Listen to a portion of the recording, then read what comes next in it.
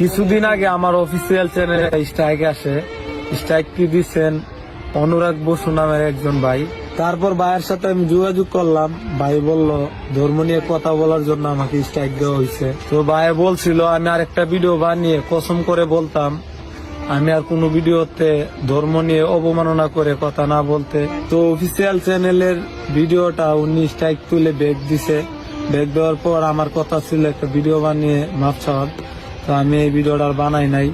এই ভিডিওটা না বানানোর কারণে ভাই আমার টিকটক অ্যাকাউন্টটা ব্যান করে দিছে। তো অনুরাগ বসু ভাই, আমি অনেক ভুল করছি ভাই। আমি ভুল করি, আমি কারণ ছোট মানুষ ভাই, আমি এত কিছু ভালো করে বুঝি না। তো ভাই অনেক কষ্ট করি ভাই, আমি অনেক কষ্ট করে এই জায়গায় আমি একটা মধ্যবিত্ত ফ্যামিলির ছেলে ভাই।